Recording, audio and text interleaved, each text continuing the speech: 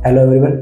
तो हम बात करते हैं अदर मैकेनिज्म की। जैसे हम लास्ट वीडियो में डिस्कस किया था होम्योस्टैटिक मैकेनिज्म के बारे में, तो उसमें आपने ऑर्गन्स देख लिए थे।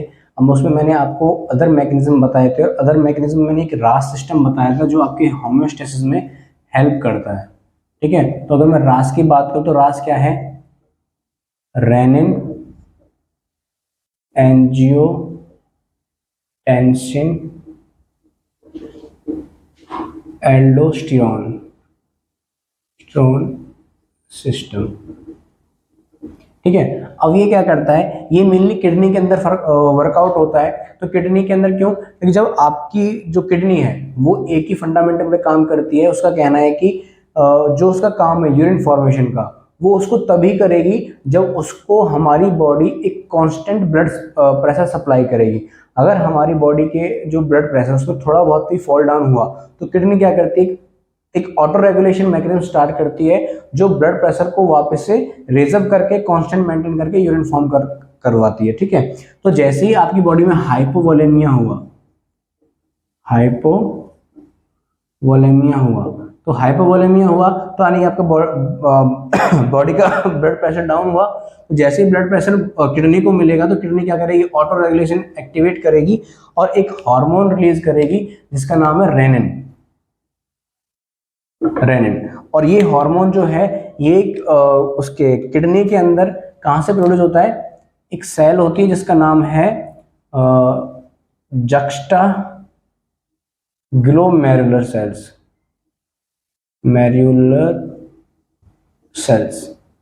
ठीक है, ये क्या प्रोड्यूस करती हैं? रेनिन प्रोड्यूस करती हैं। और रेनिन जब प्रोड्यूस करेंगी तो आगे जाके यही रेनिन एक हार्मोन होता है जो ब्लड सर्कुलेशन में पाया जाता है जिसका नाम है एंजियोटेंसिनोजन।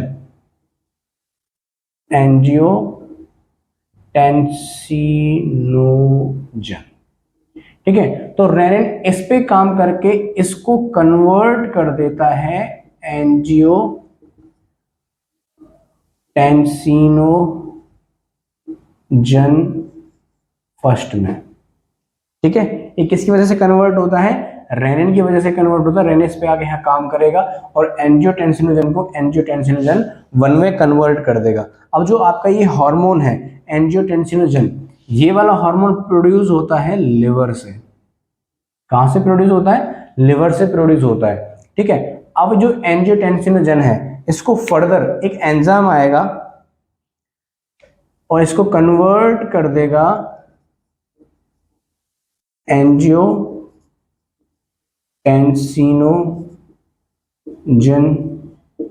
सेकंड में। ठीक है, अब जो एंजाइम आएगा उसका नाम है ACE।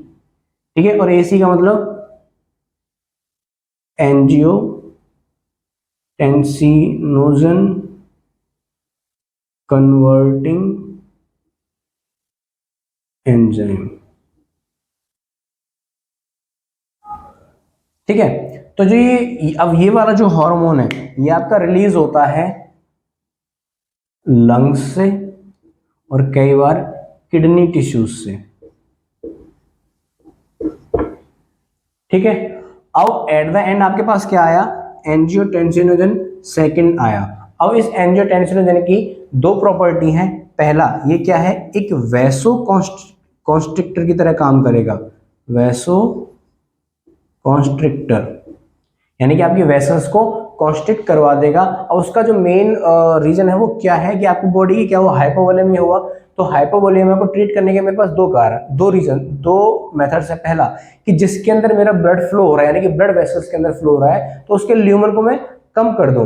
जैसे मैंने उसके ल्यूमन को कम किया तो उसके अंदर जो ब्लड फ्लो कर रहा था उसका प्रेशर अब ऑटोमेटिकली इंक्रीज हो जाएगा। लाइक जैसे देख, अगर मैं एग्जांपल दूं तो एक बड़ा पाइप है जो आपने पानी फ्लो करने के लिए लिया, और उस बड़े पाइप के आगे जहां पे वो खत्म होगा वहां पे उससे छोटे ल्यूमन कम ल्यूमन का पतला पाइप लगा दो तो आप देखोगे कि जितना प्रेशर पतले पाइप में है उतना प्रेशर बड़े वाले पाइप में नहीं होगा। तो वो क्यों है? क्योंकि उस पाइप का आपने ल्यूमन कम कर दिया। और ये वैसोकंस्ट्रिक्शन क्या करता है? ब्लड वेसल्स का डायमीटर ल्यूमन कम कर देता है।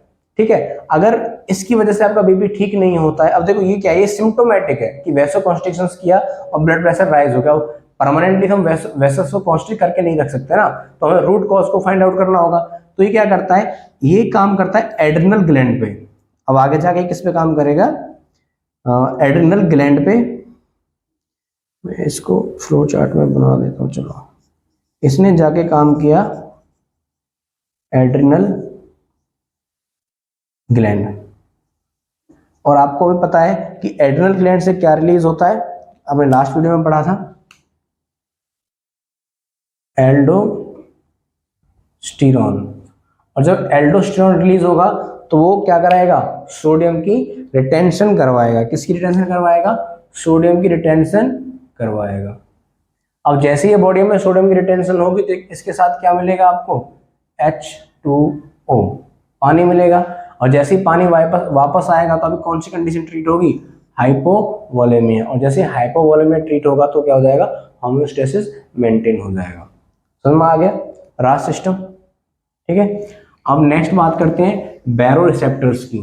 किसकी, बैरो रिसेप्टर्स की।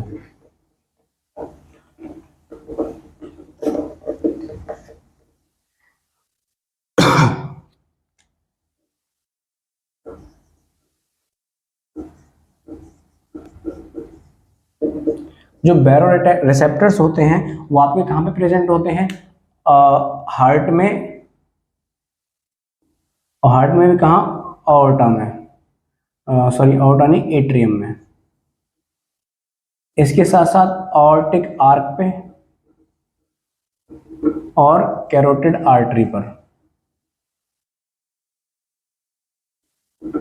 ठीक है। यहाँ पे बैरो रिसेप्टर्स प्रेजेंट होते हैं। जैसे ही आपका ब्लड प्रेशर कम होगा, हाइपोवोलेमिया होगा, जो ब्लड वॉल्यूम है वो लो होगा, तो जो बैरो रिसेप्टर्स इनके ऊपर सिचुएटेड थे वो एक्टिवेट हो जाएंगे।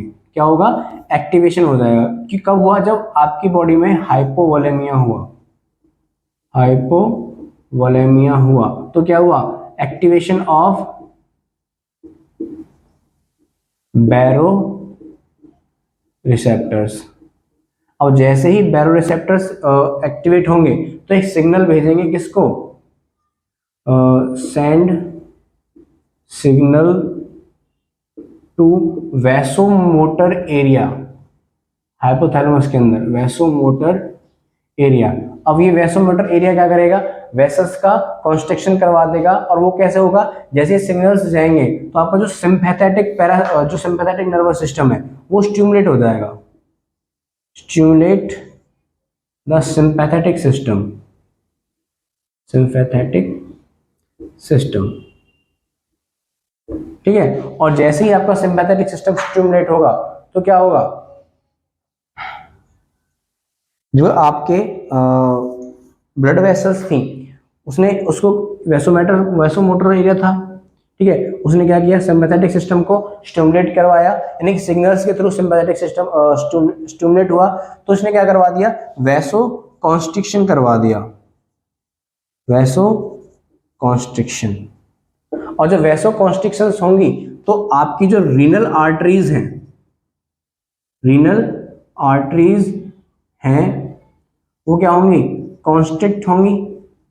और जैसे ही रीनल आर्टरीज कॉन्स्ट्रिक्ट होंगी, आपको पता है रीनल यानी कि किडनी, क्या है, किडनी। और किडनी के ऊपर क्या प्रेजेंट है, एड्रिनल ग्लैंड। तो जैसे ही ये रीनल आर्टरीज कॉन्स्ट्रिक्ट होंगी तो इसका मतलब जो एड्रिनल ग्लैंड है उसके अंदर भी कॉन्स्ट्रिक्शन स्टार्ट होगी। तो जैसे ही एड्रिनल ग्लैंड आपका कॉन्स्ट्रिक्ट होगा तो वहां से एक हार्मोन निकलेगा, एल्डोस्टेरोन, एल्डोस्टेरोन। और एल्डोस्टेरोन क्या करवा देगा, सोडियम का रिटेंशन करवाएगा। और जैसे जैसे सोडियम का रिटेंशन होगा वैसे वैसे पानी आपकी बॉडी में रेगुलेट होने लगेगा, ठीक है।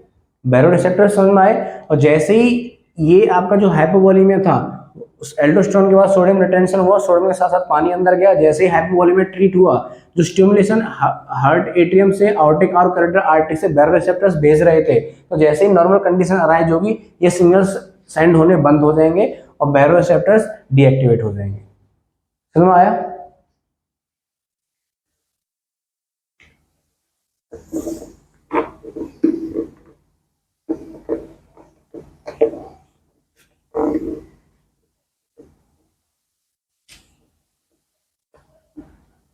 ठीक है।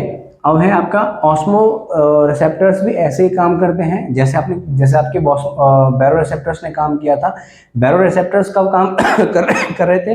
जब फ्लूइड वॉल्यूम कम हो रहा था, ठीक है, हाइपोवोलेमिया हो रहा था। लेकिन जो ऑस्मोटिक रिसेप्टर्स हैं वो काम करेंगे जब आपका ऑनकोटिक प्रेशर इंक्रीज होगा, यानी कि जो आपके सॉल्यूट्स हैं, यानी कि जैसे सोडियम हो, मैं सोडियम को मान लेता हूँ, ठीक है। अगर मैं बात करूँ ऑस्मो रिसेप्टर्स की, तो ऑस्मो रिसेप्टर्स कब काम करेंगे? जब आपकी बॉडी के अंदर पानी कम हुआ। अब पानी कम हुआ इसका मतलब सॉल्यूशन कम हो रहा है, सॉल्यूट कम नहीं हो रहा। सॉल्यूट क्या आपका? सोडियम है। अब सोडियम ज्यादा होगा यानी कि हाइपरनेट्रीमिया हो जाएगा। ये कब हुआ? कि आपकी बॉडी के अंदर पानी का लॉस हुआ है, सिर्फ पानी का लॉस हुआ है, तो यानी कि ऑनकोटिक प्रेशर बढ़ रहा है, ठीक है। तो बॉडी क्या करेगी? आपके बॉडी क्या करेगी? जितना भी फ्लूइड लॉस हो रहा था उसका रिटेंशन करवाना स्टार्ट कर देगी। वाटर का रिटेंशन स्टार्ट होगा, और जैसे ही वाटर का रिटेंशन स्टार्ट होगा तो H2O वापस आ जाएगा, जिसमें हमने अभी लास्ट उसमें पढ़ा था ADH और एल्डोस्टेरोन की वजह से, ठीक है। या फिर किडनी क्या करेगी? आपका जो यूरिन फॉर्मेशन है उसका फॉर्मेशन कम कर देगी और वाटर को रिटेन करना शुरू कर देगी। जैसे ही H2O का रिटेंशन स्टार्ट होगा तो जो हाइपरनेट्रीमिया हुआ था किसकी वजह से? पानी की कमी से, तो वापस से पानी किस में जाके घुलेगा? सॉल्यूट्स में जाके घुलने लग जाएगा, तो वापस से अपनी नॉर्मल रेंज में आ जाएंगे, ठीक है। अब आपका एक बचता है नाइट्रीयूरेटिक पेप्टाइड्स। आपके बचते हैं नाइट्रीयूरेटिक पेप्टाइड्स, ठीक है। इसके अंदर मैंने आपको दो बताए थे, ANP और BNP, ठीक है। अब ये क्या है? जो ANP है ये निकलता है आपका एट्रिया से, हार्ट के एट्रिया से, और BNP निकलता है हार्ट के वेंट्रिकल से। अभी इस पे इतना ही ध्यान देना है, ज्यादा ध्यान नहीं देना, इसमें ज्यादा डिटेल में नहीं बता रहा हूँ। ये आगे आएगा, हम पर्टिकुलर डिस्कस करेंगे कि ANP अगर आपकी बॉडी के अंदर पाया जा रहा है, ब्लड के अंदर पाया जा रहा है तो उसका क्या इंडिकेशन है, BNP पाया जा रहा है तो उसका क्या इंडिकेशन है, ठीक है। अभी मेनली समझ लो कि जो ANP है ये ऐसा प्रोटीन है जो हार्ट के एट्रियम से निकलता है, और जो BNP वो हार्ट के वेंट्रिकल से निकलता है। लेकिन निकलता कब है? जब आपकी बॉडी के अंदर हाइपरवोलेमिया हो जाए, ठीक है। हाइपरवोलेमिया मतलब कि ब्लड का जो बॉडी फ्लूइड वो बहुत ज्यादा अमाउंट में है, तो जितना ज्यादा हाइपरवोलेमिया होगा उतना ही हार्ट के ऊपर लोड पड़ेगा, ठीक है। अगर हार्ट अपनी कैपेसिटी से ज्यादा ब्लड अपने अंदर ले रहा है तो उसकी जो वॉल्स हैं वो स्ट्रेच आउट होंगी, ठीक है। अगर हार्ट के एट्रिया के अंदर, एट्रियम के अंदर large amount of blood accumulate हो रहा है, अंदर आ रहा है, तो हार्ट का जो एट्रिया है वो स्ट्रेच होगा, तो इसी की वॉल्स पे प्रेजेंस होते हैं ANP प्रोटीन्स रिलीज होते हैं, ठीक है। अगर आपके ब्लड के अंदर ANP प्रोटीन्स पाया जा रहा है तो इसका मतलब क्या है कि आपका हार्ट का जो एट्रियम वाला सेक्शन है उसमें डिफॉर्मिटीज आ रही हैं, वो ज्यादा स्ट्रेच हो रहा है, उसके टिश्यू से क्या निकल रहा है? ANP निकल रहा है। सेम फंडामेंटल BNP पे है। अगर आपका वेंट्रिकल स्ट्रेच आउट हो रहा है बहुत ज्यादा, अपनी नॉर्मल लिमिट से ज्यादा, तो वहां से क्या रिलीज होगा? BNP रिलीज होगा, जो आपके ब्लड के अंदर पाया जाएगा, ठीक है। अभी इसमें इतना ही है, ज्यादा इस पे फोकस करने वाली बात नहीं है। आगे जब हार्ट के बारे में पढ़ेंगे, हम डिजीज कंडीशंस के बारे में पढ़ेंगे, तो आपको ANP और BNP पे ध्यान देना होगा, ठीक है। अभी उसने जनरल आपको एक्सप्लेनेशन दी है। इसके बाद आपका जो नॉर्मल कन्वर्जेशन था आपका फ्लूइड एंड इलेक्ट्रोलाइट का, वो यहाँ पे खत्म होता है। अब नेक्स्ट जब हम स्टार्ट करेंगे तो डिजीज कंडीशंस, डिसऑर्डर्स के बारे में स्टार्ट कर देंगे। हाइपोवोलेमिया, हाइपरवोलेमिया, हाइपोनेट्रीमिया, हाइपरनेट्रीमिया, ठीक है। ये सारी डिजीज कंडीशन हम नेक्स्ट डिस्कस करेंगे, ओके।